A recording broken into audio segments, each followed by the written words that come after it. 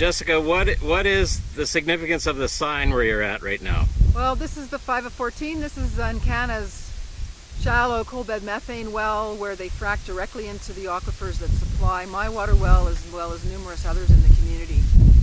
And when they tried to operate this well, it was producing more water than they could cope with. It was interfering with gas production.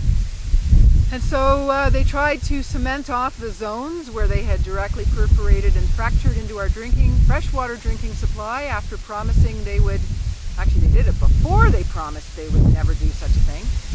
They tried to do remedial cement job to plug off these zones into our fresh water. And due to supervisor error, this is from Freedom of Information documents that I obtained from the Research Council, their pressure dropped from 21 to 7, and the documents actually state, due to supervisor error, the plug no longer held pressure. And what year did they put these wells in? Oh, this one they drilled in 2003, and then they did their perforations, I believe it was in February, and in March of 2004 they did the fracturing. They did 24 different perforations in this one, and numerous perfs and fracks directly into our freshwater aquifers. They didn't just frack once. They didn't just do the dirty deed once. They did it a bunch of times. And this one was the most shallow from the surface. They were 121.5 meters below the surface. And then if you take into consideration the contours of the coulee top here to where our water wells are in the valley, they were right in line with our water wells. Just south of my water well, EnCana had even perforated and fractured even more shallow at 100.5 meters below the surface. They perforated the most shallow there in 2001. And when they finally consulted with my community in 2004, in October 2004, they even tried to tell us that they did not have any coalbed methane wells here. One of their landmen who signed me up for access on my land to my neighbor's well, he told me there were no CBM wells here and probably would never be any because of the outcropping of the coulee. Later on I found out they had already 35 just in the year previous. So why don't you point out to us where you live here? Where I live, if you look down the slope, you'll see the north. You'll see the yellow and orange grain, the seed cleaning plant. That's the hamlet of Rosebud there. And then the way the coulee comes around, I'm just inside that. And then all these wells here, from the Research Council's report, they said this is in direct groundwater flow to my water well.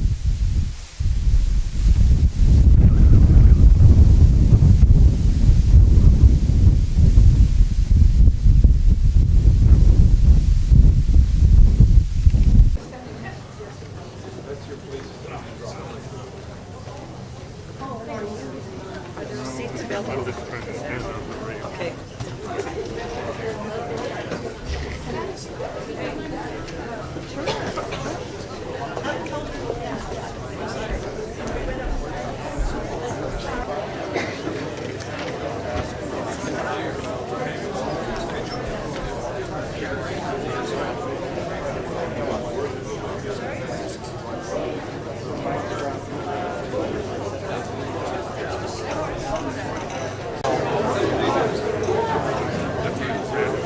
Could everybody please be seated? Thank you.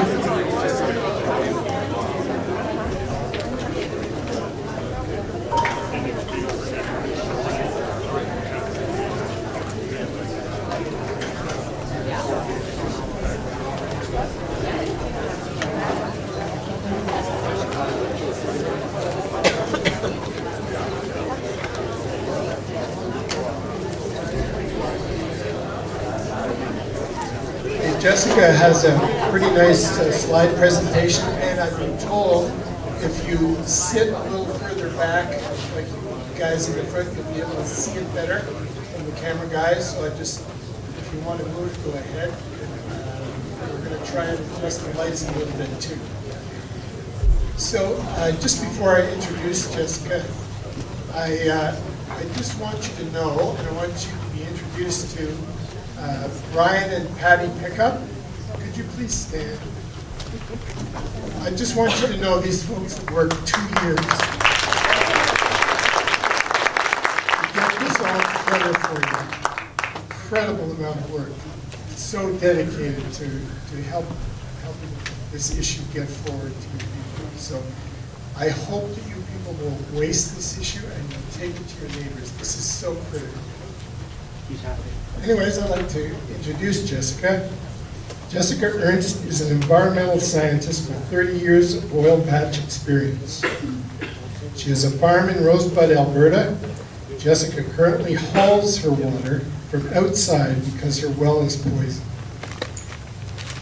Not only can she not drink the water, but she had to disconnect the well from her house because her water contained so much methane it created an explosive risk. Her career as an environmental scientist and her personal experience make her uniquely qualified to talk on hydraulic fracking. Jessica was invited to New York in May to present her case and to make recommendations on hydraulic fracturing to governments at the United Nations 19th Commission on Sustainable Development. She has a wonderful, engaging personality, and we're very grateful to have her here to tell her story. Jessica?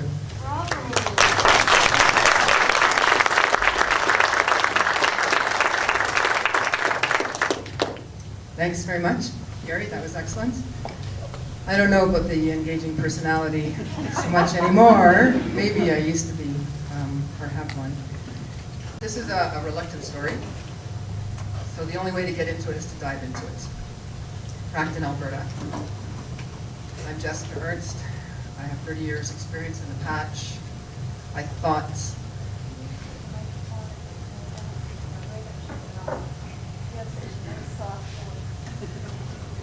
that depends on who you are. Probably because I'm a little nervous. I'll try to get a little passion going like Andrew had going. All right, well, yeah, Rosebud, Alberta. I thought I was doing the right thing, working in this industry. I fell in love with this province when I finished my university degree, finished my master's, and I came out here, and most days when I wake up, I'm horrified that I'm an Albertan, and I love Albertans, and I love this province. My frack story is long and complicated. It's so filled with grief, I do not know how to tell it. I've been trying to prepare for today for a long time, and the story jumps all over the place because there's so many things. Most of the story, I'm not even going to tell you. I'm just giving you a very small part of it. I cannot believe it's my story. There's details on the website about my statement of claim and a lot more information.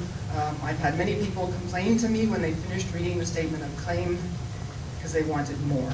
They could not believe what they read. And it read like a thriller. I cannot believe that my community was fracked in Coalbed. Some of my story is too terrible to tell. I believed in EnCana. I believed our regulators and elected officials. I believed Alberta was better than this. I never knew there could be so many betrayals. I am honored to be here today, but I would rather be home. I'm a solitary kind of being. I'm very private. I love my land. I love walking my land with my dog. This is Magic on our land last summer.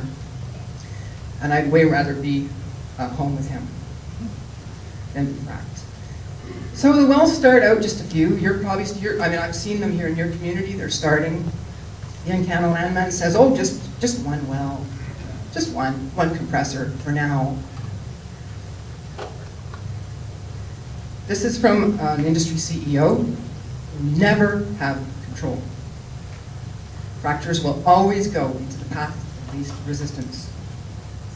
More EnCana wells. 34 wells posted here. The US Geological Survey, you heard Andrew talk about them. They did a study in the 90s, Chapin and others, and they reported that more than 50% of contaminated water wells were caused by man-made pathways. Risks to groundwater increase. as these man-made pathways increase in density. In the Tyndall Centre in the UK, they studied fracking in the US. They also the UK opened the doors to fracking, experienced some earthquakes, and immediately shut the door shut on fracking. They concluded significant, they don't say some, significant potential risks to environment and health. More EnCana wells. And Andrew already talked about the Duke study. As these wells increase, the chances of getting increased methane in your water increase. The new hydraulic fracturing is not the old hydraulic fracturing. It is a brute force. Industry has said so. This from our own Alberta Oil magazine. This was the sub-headline. It's an advanced technology and it is a brute force. My fracked life begins with noise. Lots and lots and lots of noise. I didn't know what it was because EnCana came but didn't consult. Violates your legal right to quiet enjoyment. Compressor noise, traffic, backup beepers, you know those beep, beep, beep, 7 days a week. I love to hang in the hammock with my dogs. They drove me inside in the summer and I closed the windows. And of course all the rigs. Personality, thank you Gary, I don't know about my personality anymore, but I bought my property because I fell in love with that old farmhouse. It's over 100 years old. I love prairie architecture. And I love art. I want to introduce you to Luby Lubberlips. She came from the East Coast. I used to be funny, and I used to laugh a lot. One of the things about being fracked, I find, is that I've lost my humor. And this summer, I was so sad. I took her down and put her in the old house and never had her out. She used to always make me laugh every time I came home. So, the first noise study, I complained. EnCana did lots of pump and circumstance and a great big noise study, and they put the microphone 1,000 meters east of my house. ERCB regulations say 15 meters. They put it near the highway, they put it near the community hall, but most damning, EnCana's noisiest compressor was turned off. I complained. The ERCB apparently had a little closed-door meeting with the noise consultants and said, no, no, no. A noise expert at the meeting told me this. So they did another noise study. This one lasted almost a month. And I think this had nothing to do with EnCana wanting to mitigate the noise. I believe EnCana wanted to invade my space.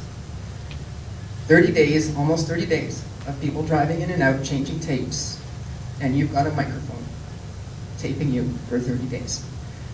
So this one, they were much nicer with me, and they set an appointment. We put the microphone where the noise was the worst, and the required 15 meters from the house. They had the tapes running, everything was all set up. I had a meeting in the city, and I came back, was busy. It wasn't until a while later, I looked out the window one day and there was a magpie sitting on the mic. I thought, what? Oh, wait a minute. That's not where we put the microphone. So these guys moved it again when I was not there to 30 meters, not compliant. And what they did, I'll show you in a photo later, but they also had to do ambient study to find out what your noise is like in your community without all the industrial noise. And believe me, when the frackers come, the noise is something else. It's not living in rural Alberta anymore. So during the ambient study, when they're supposed to have no industrial noise, EnCana only turned 2 of 13 compressors off. Still, EnCana's noise levels were non-compliant. So here's my yard, and I'll see if I can not be too shaky with stress. This is where, can you guys see that's where the microphone was originally set up. And then they moved it. And I had a noise expert come, and what they did, I said, can you please explain why? So he wandered around and he was listening, and he said, oh, they moved the microphone to where they were picking up double the train noise, bouncing off the grain shed, And the compressor noise has been blocked by your Quonset. Because I have a big coolio on my land, so it's a natural amphitheater. Here's still the results, though. Showed many nights EnCana was not compliant. The ERCB had a different version, so did EnCana's consultant, so did EnCana. And after working with them for months, trying to get the noise mitigated, I came to the conclusion that our ERCB uses suck and blow at the same time methodology. Do you guys want to try to do that? They bullied and bullied. They tried to make me go away. It was unbelievable. Then they tried to sneak in a 5 decibel noise increase. And they rewrote their directive, the noise control directive, to match EnCana's non-compliance. And I pointed out everything they did. And they got, I guess, a little mad at me. Some press called the ERCB, some Americans called the ERCB, because they said, if you put the noise up, they'll put the noise up in America. No, no, no. So what did I get? Did I get noise abatement? No. I got banished.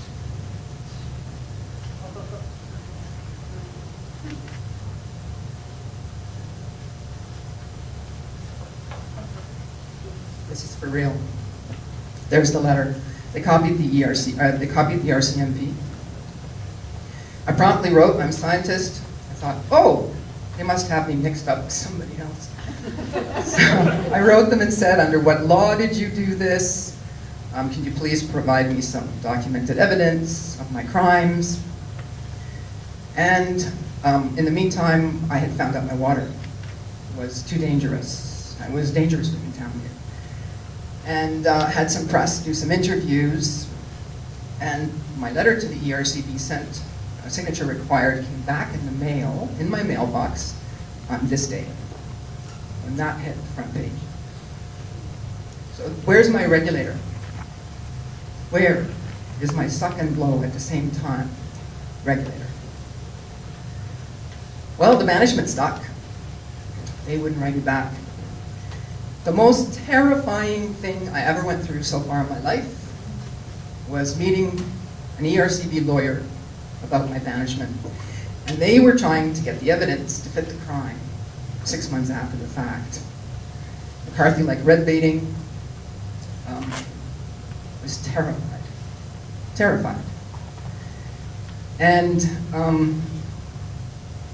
my big question now, all these years later, because that was 2006, if nature is to blame, because you guys have probably heard in the news, Renner, everybody, oh no, nature caused the contamination in Rosebud, Wetaskiwin. We don't hear much about the Bruce Jack situation, that was Spirit River, Pinoka.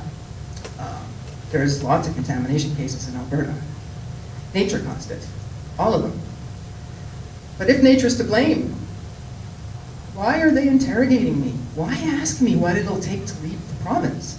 I said to the lawyer, if you guys at the regulator start to do your jobs, I will gladly leave this place. And I'll stay out forever. And then they told me that if I stopped talking to the press, maybe I'll get energy regulation. That's some regulator. Traffic. Road damage. I can't even go into road damage, there isn't time. But our roads were newly paved before the frackers came, and the roads disintegrated. They repaved them. Guess who paid for it? Speeding. Industrial traffic. We're a tiny hamlet, 30 kilometers an hour. It's most of the little hamlet's the playground zone. The industrial traffic was flying through the intersection. They were going so fast they couldn't even make the 90-degree bend in the highway. People's vehicles were hit. Little 80-year-old patrons to the theater were having to scuttle really quickly out of the way. So we protested, and EnCana gave a traffic survey. And these are the results. Nearly 80% of the 76 industrial vehicles were speeding. The high speed was 78. I went to talk to the guys doing the monitoring, and they were still in shock when I got there, because that driver, it was a foggy morning, and a little girl had just crossed the highway to catch the bus. And the driver flew through the 30-kilometer zone. Just a few minutes earlier, she would have been hit. So I thought, this is not good. I'm a preventative kind of a person. I believe in mitigation. Let's assess. I called the RCMP, said, we have a problem here. And maybe if a few of you just came out and did a little monitoring, they would slow down. The word would get out pretty fast. And they told me that they had no one to send because of the premier's cutbacks. This photo, I showed this a few years ago. EnCana's response to their study, they put up their own traffic sign. Well, I don't know, when I go places, whatever country, I heed the laws of the land and I watch the signs. I don't need to bring my own signs with me. After I went public with this in a presentation, well, that sign vanished really quickly. There's the playground that's right near the highway. And another thing EnCana did was they then moved the playground and put it in a cage and donated money. And the other thing they do, I hate these things. You'll probably start seeing them in your community. I just hate them. Again, a respectful driver, a safe driver, doesn't need to get a great big billboard to tell them to be respectful. We're taught that. I think they ruin the charm of rural communities, our beautiful ones. They industrialize them. They take away the community's ownership, and like an alpha male wolf, mark them as their own. And the best part of this, I think, the worst part, is that it gives the corporation free advertising. We shouldn't stand for this. Secrets and lies. The EnCana landman. So I work in the patch. All of a sudden, numerous landowners and residents of the hamlet were coming to me for help, bringing me this inappropriate one-page document that EnCana's landman wanted them to sign. And they said, they won't answer my questions. We're worried at CBM, and they had so much water contamination in the States, and so many impacts. We want to know if this is for CBM. The document was to give blanket approval for an increased number of wells. Why not consult with the community? So, I want to point out, I'll point this out a few times, this is August 2004. EnCana had already fractured directly into our drinking water aquifers in secret.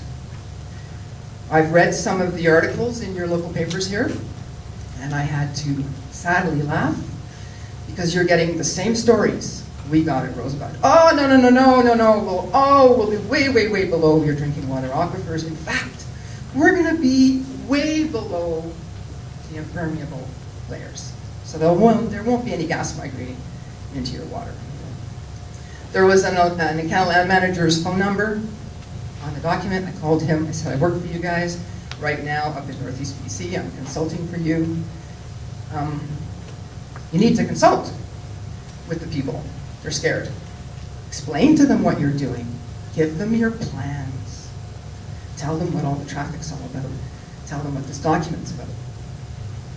And he said, if we can get everybody to sign, we don't need to consult. I was aghast. So I continued talking to him, and he finally agreed to an open house. But a few days later, the same people coming for help before came for help again, and they said, geez, Jessica, you do shit work. That EnCana manager, they've sent the same landman back with the same document, refusing our questions again. So I went for a long walk with my dogs, and I knew I was opening the gates to hell. But I realized I could not work for this company anymore. How could I ethically consult for them in a community in BC when they were lying to my community? So I resigned in writing. Well, that started all kinds of waves in the company. The next day, the team that I was working on, I continued my work, by the way. I didn't charge EnCana, but I finished the project I was on, so I wouldn't leave them in the lurch. It was for the National Energy Board. And one of the guys on the team, he phones me up and he says, hey, Jess, they're running around here like chickens with no heads. They want to figure out how to fire you. Too late. So they do an open house, finally.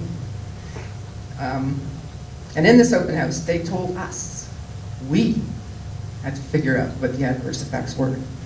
Well, they should have done that before they started the adverse effects. And they filmed the event, not like these guys.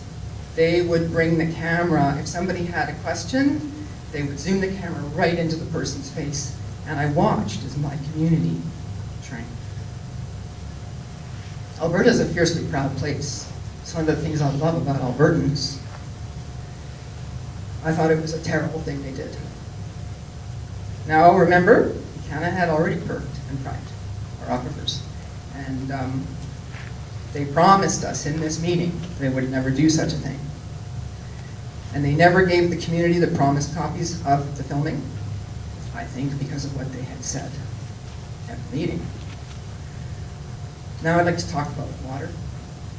Being fracked is not just about the water. I will talk a little bit about hexavalent chromium, or chromium-6, made famous by Aaron Brockovich. Joyce Nelson did this article. What I loved was the headline they put, the subheadline, natural gas gains, water loses. And that has been my experience, and that has been the experience of many. Is explosive water natural? Everywhere the water goes bad, the regulators, the elected officials, the industry, lots of the community people, oh, it's natural, it's always been like that. I never heard the water was always like that after I went public.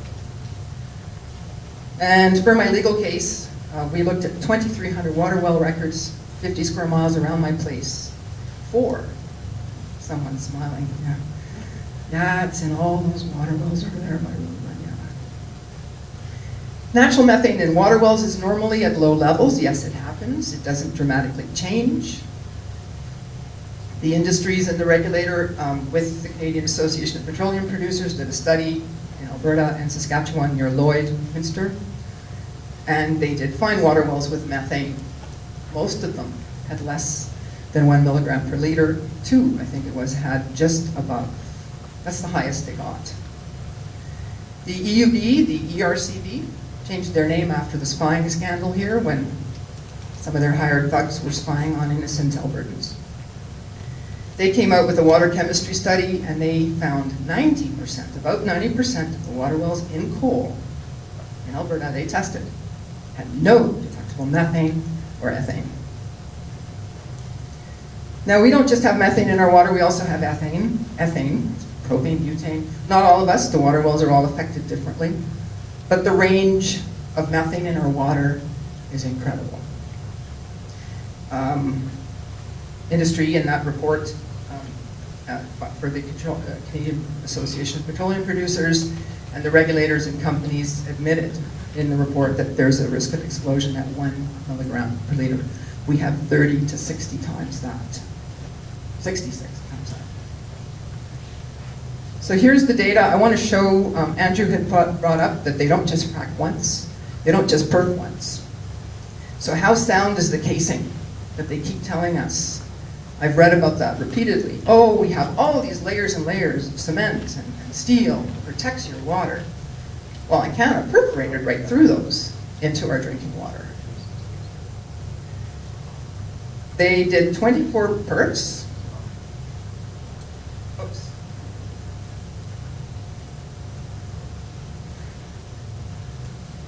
I thought that I had data coming after this, but no. Okay.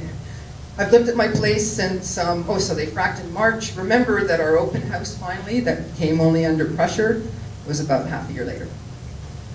I think they had the obligation to tell us that they were going to put our drinking water at risk.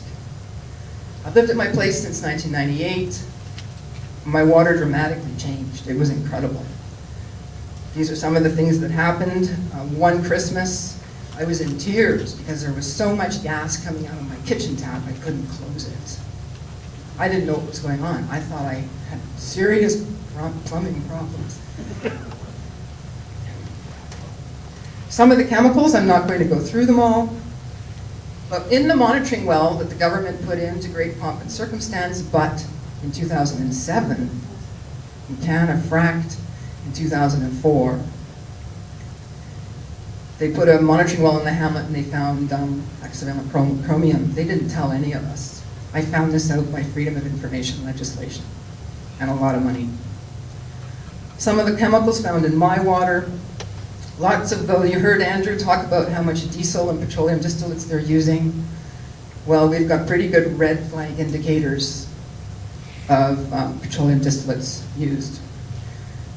In our area, some of these chemicals are toxic. EnCana has not been compelled to disclose what they injected into our water. I still do not know what they ingested and bathed in, or what anyone else in the community did. The chromium in my water went up by a factor of 45, and even though the government knew they had hexavalent chromium in the monitoring well, they never came back to any of the citizens' wells to specifically test for it to find out how much we had.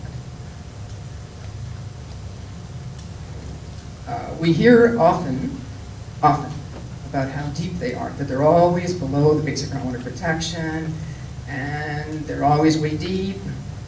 Well, I did a lot of digging into the data, and I did a map. This is, I don't know if you can see the lime green. My water well's kind of in the middle of that. They did about 190. Now, most of these are repeatedly perfed and repeatedly fracked. Those are 190 of them above, were perfed and fracturated, perfed and or fracked above the basic groundwater protection. Before April 2006, that's when the government finally brought in the baseline testing standard. So all these experiments on us guinea pigs happened without us knowing most of these. In fact, we were even told there were no CBM wells near us yet. And of these, about 60 were perfed and or fracked less than 200 meters below the surface. Of about 11 of those were less than 175. One at 121 meters below the surface, right into our drinking water, and that well fracked a number of times into our water. Here's the data I thought was earlier. I put this in, the data that gets filed at the ERCB. Oh yeah, I should interject with this. I just remembered something. When the government reluctantly began to investigate, they said, well, EnCana promised us they only ever fracked deeper than 600 meters below the surface. I said to them, but look at the data at the ERCB. And they said, oh no, we can't do that because you might have broken in and altered all the data. Wonder Woman. You wonder why my personality has changed. I am a really boring person who never does, like, I don't do wrong, right? So I couldn't believe this. So I said, okay, ignore the ERCB data. EnCana hired a hydrogeologist firm, and they did a big investigation, and they admit in that report they fracked our aquifers. They didn't tell any of us, but they admitted it. So why don't you go look at that report? Oh, we can't look at that either because you made it up. And I said, but it's signed and professionally sealed by, they're professional hydrogeologists. Oh, you forged their signatures. Can't look at that. That's how they investigate when your water goes bad in Alberta. So here's the data. And there's a lot of shallow perf and fracks here. This one's interesting. This is the same well that fracked our aquifers. EnCana even filed on the groundwater database that they perfed with the intention of doing CBM fracking into freshwater. I guess I probably made up the whole groundwater database too. This comes out of the hydrogeological report I talked about before. The little black ones are the water wells. My water well's on the other side of the coulee, and the white is the gas well, and the little black lines are the perfs into our freshwater aquifers and fracks. So along came, it's not for nothing to speak out. Shallow frack came along, Shallow Frack Directive 27, and in this, they've since removed this directive off the internet, and I think it's because of the quote at the end, at the bottom. There may not always be complete understanding of fracture propagation at shallow depths. That's been taken out of the one that you can get on the internet. I saved it. I've learned you save everything. So, it's natural, or is it? Some of the historic data on our water wells, the research council that was retained to do the reviews, these data were included in all the reports, but they used unsubstantiated anecdotal stories of gas and water wells elsewhere to suggest that our water was always like this. Well, these are just a few examples. Patterson well, 1977, gas present, yes or no, no, mine, no. County well near mine, no. The Signer well that Andrew showed you all those toxics in, gas present, no. And here's the actual data. I want to point out to you that after I went public with this data has been pulled off of Alberta Environment's database. They've completely changed the form.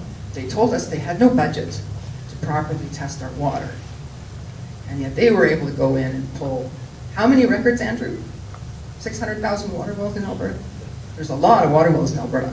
They pulled all those data and changed them. Where'd they get the money for that?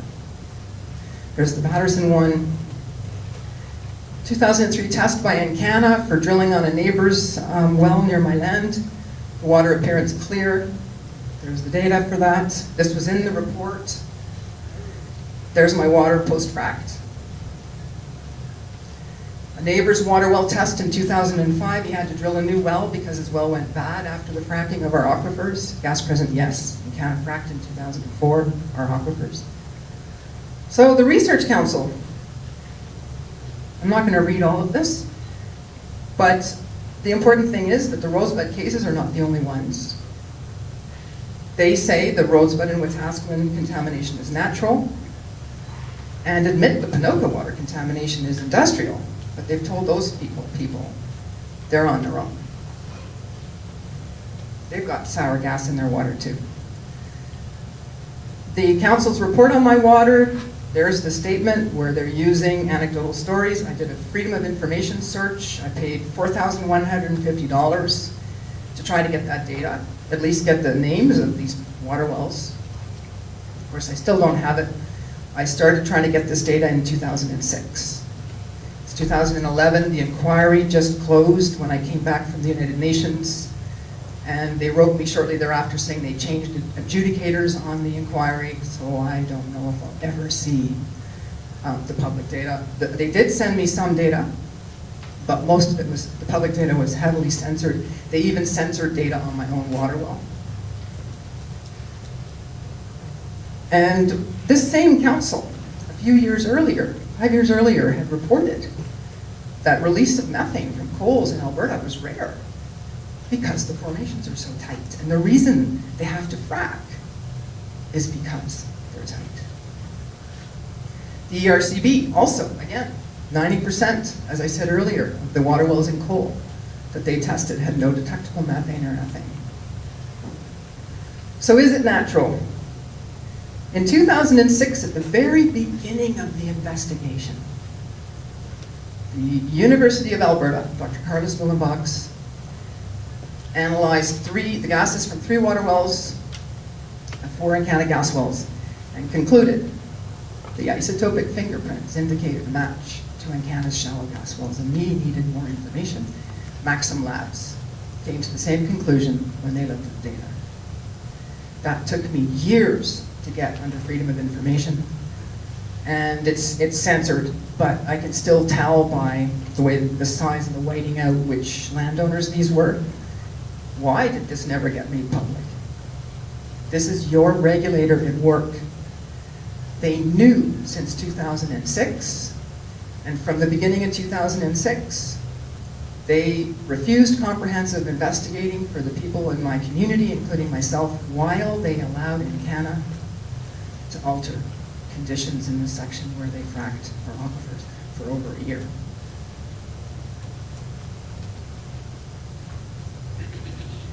The government hired some experts to look into the growing public concerns, and then our Alberta Environment and the ERCB summarized this report, and they even admitted one of the conclusions was that gas migration due to natural pathways is unlikely to occur from active areas of CBM development, or anticipated. And of briefing notes, what I've learned about this province is that it's all about secrets. And of course, some people don't like that. Well, in the briefing note, I couldn't believe I actually got the briefing note, but this was what they said. Yeah, I'm kidding. You do shoddy work, you're going to get people complaining.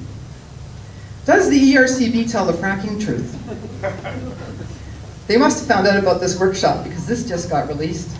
The next diagram comes from this presentation. Can you guys see that? Okay. I cannot believe the ERCB is still doing this. Like, either Albertans are really stupid, or really in denial, or too greedy.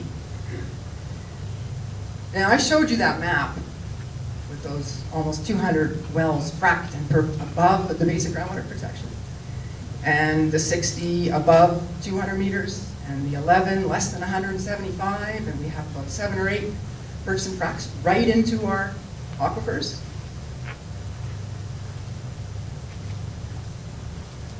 Where I have the cursor, they're saying that's a water well, but they're not showing any industry fracks there. They're showing the CBM fracks below the basic groundwater protection. Industry is fracking way above it. They still are. EnCana made an internal rule to no longer frack more shallow than 200 meters below the surface. But last summer, I found some data in my community. Again, they had on a well. So why does the ERCB not tell us the truth? Albertans are very accommodating to big oil and gas. Why not tell us? We're letting industry do what they want. And these are the risks. And this is what we'll do for you if your water goes bad. Because this is how we get to continue living the way we do in this province. But no, they give us stuff like this. Now this little diagram on the side here is really good because that, except without the horizontal, is what EnCana did in our aquifers. They fracked, gas released by fracking. So the dramatic changes of gas in our water, the incredibly dangerous levels of gas in our water, yeah, that's natural. I'd like to bring up cumulative effects. What if those fracks that industry have admitted they don't know what they do all the time, what if those CBM fracks join up to the wellbore of the deep shell and all those layers of casing get compromised? You're just seeing a few wells here. That is not what the picture looks like when you get fracked.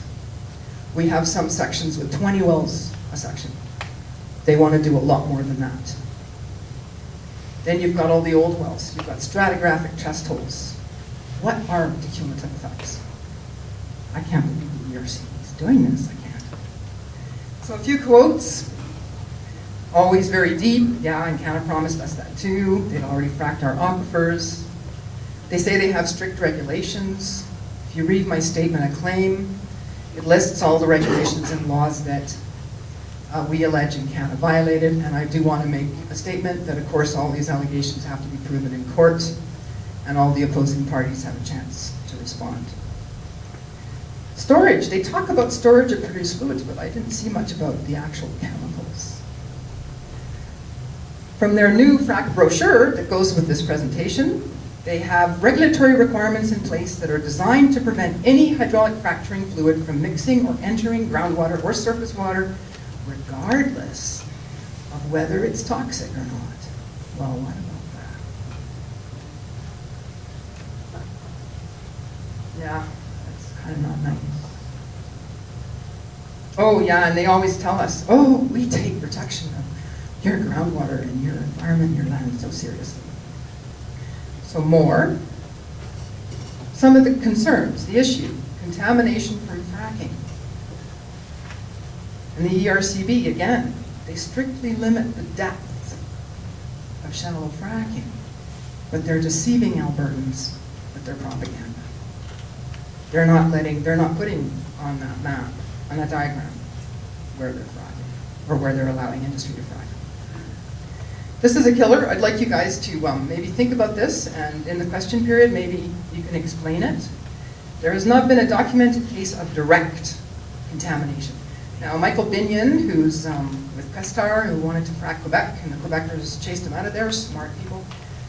I'm from Quebec originally, but I always have to get that in. Well, he admitted in testimony to a parliamentary committee in Ottawa last year that it was known that shallow fracking had interfered with Rosebud's aquifers. So does the ERCB mean not coming with the frack crew and fracking my water well? Is that what they mean by direct? What do they mean by direct? So another reminder, after EnCana had fracked their aquifers, they had all kinds of problems. They couldn't stop the water production in that well that fracked their aquifers. Of course, they never told any of us. And this obtained by the Freedom of Information documents. Pressure cracked the remedial cement. Now they're fixing the problem, and they screwed it up. They knew they had a problem. The Research Council says, oh, no, there's no contamination problems from this well because EnCana cemented it shut. But even cementing the well bore perfectly does not remediate them fracking the aquifers. I just want to bring up the violations that Andrew pointed out to you that EnCana racked up the record fines for. But read the red.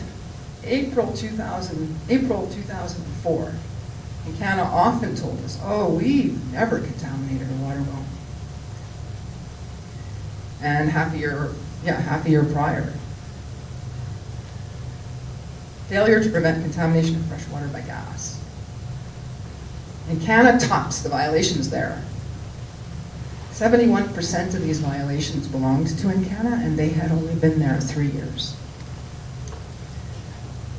Meeting minutes that I found. Alberta Environment's Deputy Minister Peter Watson, who's now in the Ministry of Energy, the revolving door thing that Andrew talked about. It appears some of the companies were not familiar with the requirements. That's all they did about it.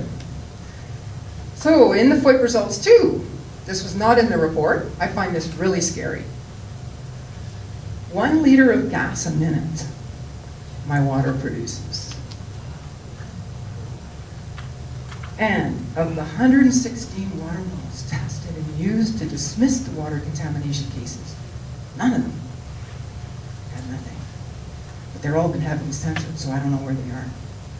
This is public data. Public data. By our silence. That speaks for itself. This is the expansion on the Rosebud Dinner Theater. After the first water wells went bad, EnCana promises $150,000. This is the divide and conquer to control the community. They didn't promise the money to all, just some.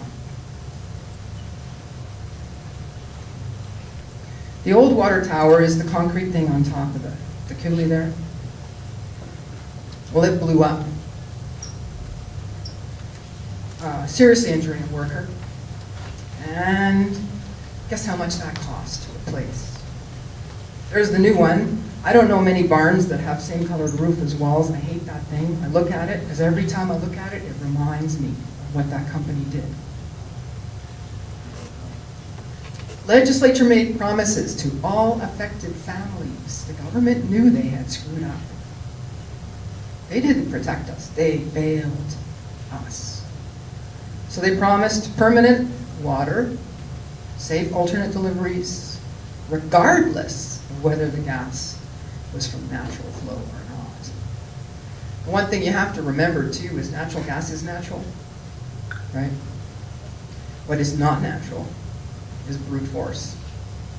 Using man-made machines to force it to let go. They're refusing to share the data, but they shared it with EnCana. They said the data was confidential. How come EnCana gets it? Important data they wouldn't release to me on my water well, and after inquiry by the Commissioner's office, suddenly Alberta Environment said, oh, we threw it out. Sometimes they came and sampled our wells. We don't know what they did to our wells without letting us know and when we weren't home. And in the midst of all this, that's when they were drafting the baseline testing standard. And it's not very good. I believe it protects the oil companies and not us. Unbelievably bad sampling.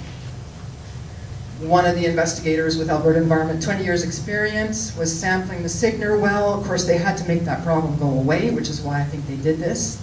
And he was using a canister to go in and out of her well. It was a hot, muggy June day. And up and down, and laying on the ground in the mud, where there was all kinds of gopher feces, a farmer walking around in their boots, the dog walking around back into the well, in and out and in and out. And there were 7 elders from the Yukon there at that time. So I said to the investigator, don't you think that could be contaminating the water well? And he later appeared at my property, uninvited, and said he had resampled. Because yes, he agreed, but they ought to have shock chlorinated that well. They tested that well a month prior, no E. coli. Those tests had E. coli. And the Research Council used that to shame us. Oh, you dirty water well owners, E. coli, you don't take care of your water wells. He didn't witness that sampling. We reported that sampling. He did not correct his reports. Where was the ERCB? You saw all those toxic petroleum and red flag indicators of petroleum industry contamination. The ERCB is supposed to get involved when there's those type of indicators. I've just put the supporting information here. You don't have to read all this. What's critical though, 2008, a researcher was looking at the methane in one of the monitoring wells. That monitoring well by Alberta Environment didn't produce any water, just produced gas. And in their testing, they discovered, they think, there might actually be 3 times the methane that we have, because they're not sampling it properly. And that same year, the government broke their promise, took the water away. And they put in writing that our dangerous, toxic water is safe to ingest and live with and have connected to your house. I'm not that stupid. I had my water disconnected. I couldn't stand the noise of the taps. Here's magic, and we're hauling water. And every time I had to undo a window to do the hose to get the water into tanks in my laundry room. I've lost my laundry room. I have to look at that new water tower every time. So, 2010, why did EnCana wait so many years? The theater went through some hard times. I think that's to keep the people wanting more. So you keep them obedient, silent, and very greedy. If we behave, we might get more cookies. And we, with the contaminated water, get nothing. Freedom of information, the inquiry I told you about. All I really want to point out here, this is so important I had to do a slide to remind myself. Last year, when the inquiry began, the Commissioner's office wrote me a letter. No, they didn't even write me, they wrote other people first. They didn't even tell me, and they said, oh, and there's going to be these 4 secret participants. They didn't quite say it like that.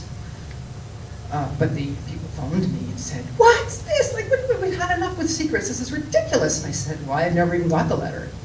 And sure enough, in my inquiry, I paid the $4,000 for this data.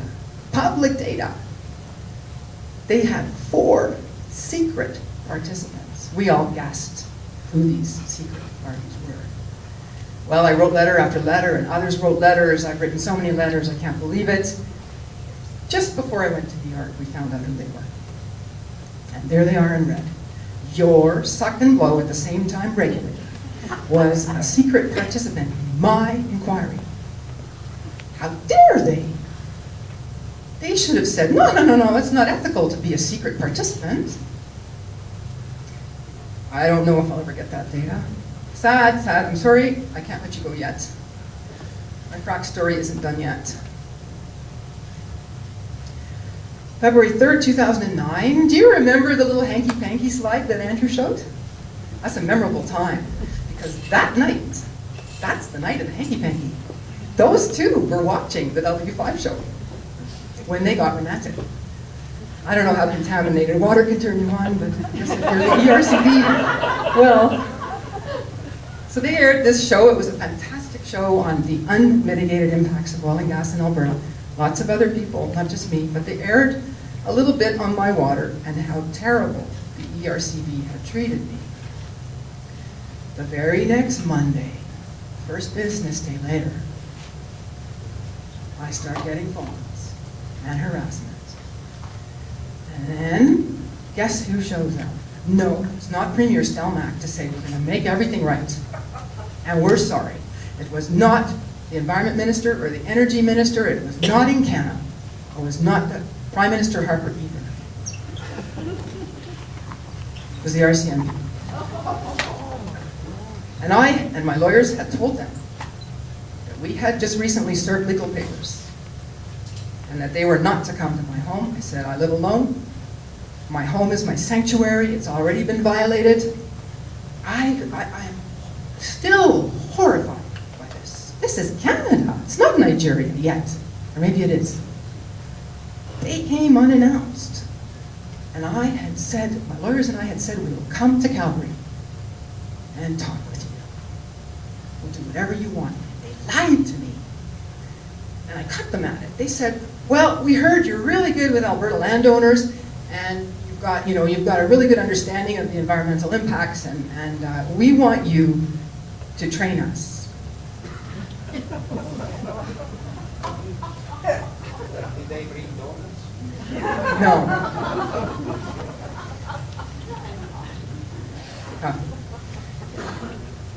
So I caught them, I told them to. And they showed up. And I knew they were coming. I just knew. So I'm taking pictures.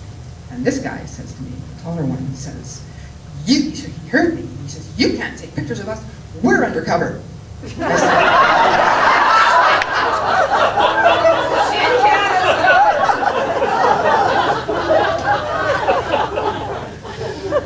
So I said, you're trespassing, and yes, I can take pictures, and no, you don't get my camera.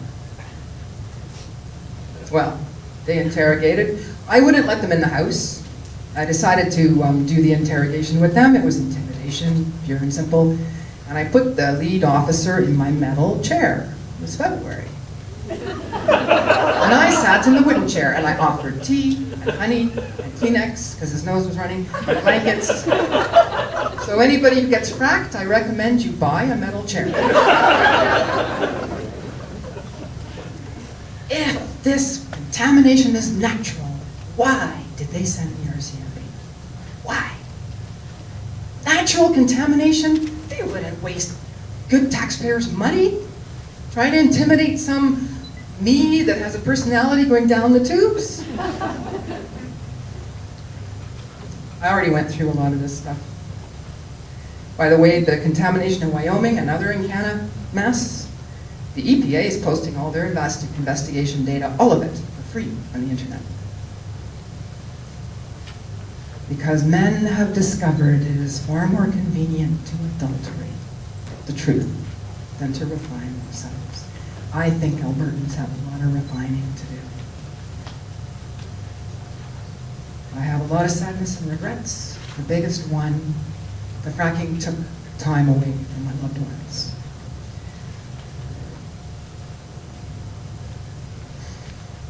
I can't even say this. My grief is really deep. There have been so many betrayals. I cannot believe some days how I keep going. I will end with this. I will keep going. Every day I tell myself 1,000 times a day, keep going, just keep going, you keep going, you keep going. Confidentiality agreements to settle drinking water contamination by the petroleum industry. They're wrong. Water moves. You can seal the court documents. You can seal the multi-million-dollar agreements. You cannot stop the water from moving. Water will never stop moving. It's just getting more and more contaminated. Will I sign one of these and seal the Rosebud data?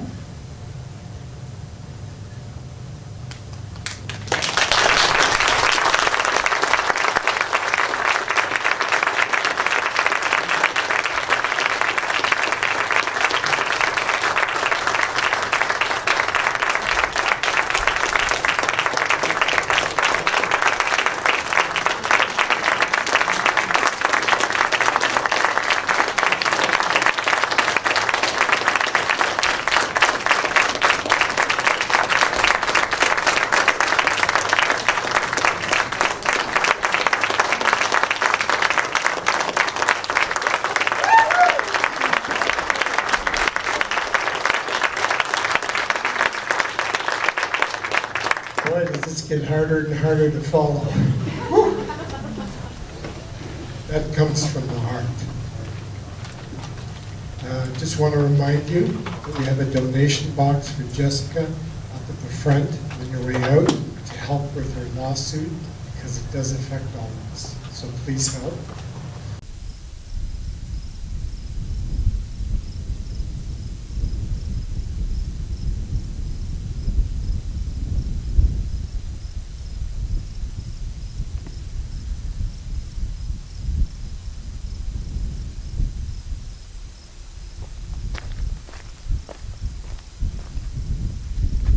So the hamlet of Rosebud is just down in the valley there where you see the coulee slope of the trees facing north. My water well is directly there. The hamlet's about a couple kilometers away. My water well is directly south of this compressor. When EnCana first started doing this development here and didn't tell us about it, this compressor had zero attenuation on it. The noise at my place was unbearable. I'd like to know what's in these tanks. Are they starting to produce more and more fresh water from their dry coalbed methane? Is there methanol in there? There we have the Rosebud water wells are up on the horizon over there. We have another tank over there. Then you see that straw bale wall and two more compressors and more tanks. That's compressor to the east. Had zero attenuation, and that was an unbelievably noisy thing. In the beginning of these compressors, it was like a jet engine taking off 24 hours, 7 days a week. EnCana promised us in a public meeting that there would never be more than 2 compressors in a row here, because that's one of the big problems in American CBM fields. If you look straight across towards the horizon, you'll see a radio tower, and just to the west and the slope of that, EnCana has, at the last time I was there were 6 compressors in a row there, so they broke their promise. There are more compressors on the horizon. There's a number of wells and tanks straight through to the south across the river. In the map that I made showing that EnCana did about more than 190 wells fracked really shallow above the basic groundwater protection within about 6 miles of my water well. There were also a number of wells, about 60, that were fracked less than 200 meters below the surface. That's incredibly shallow, especially when you think that most of our water wells are down in the valley. And the ones that were the most shallow were just across from my water well to the south. When you come down from the hamlet water wells, a couple kilometers towards my water well, that's where they fracked the 5 of 14 with the contours of the coulee top to the water wells. They fracked at the most shallow into their most shallow perforation right into the drinking water at the top was at 121 meters below the surface. EnCana even has this data on the groundwater database, where they say that these were freshwater perforations into freshwater zones with the intention to fracture for coalbed methane.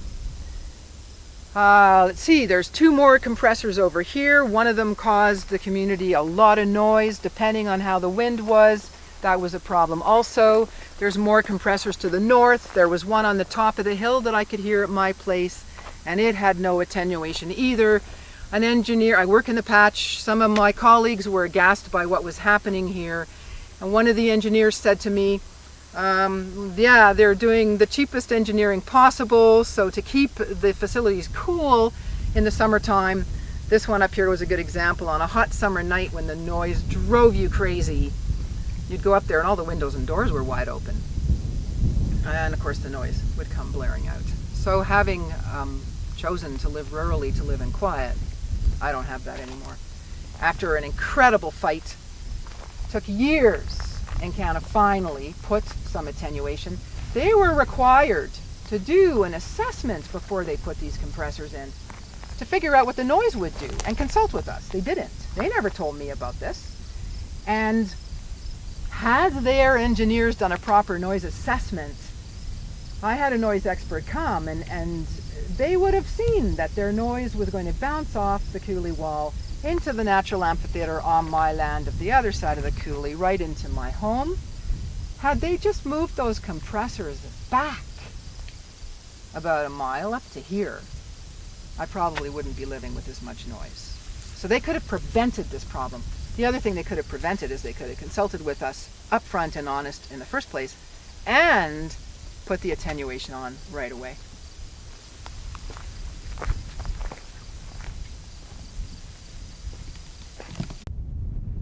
And, well, in fact, there is a woman in southern Alberta who's going to court over her well becoming contaminated. But what about this, Travis? This is something your industry is facing in other areas. It's one of the reasons that there's a ban in New York State and in Quebec right now.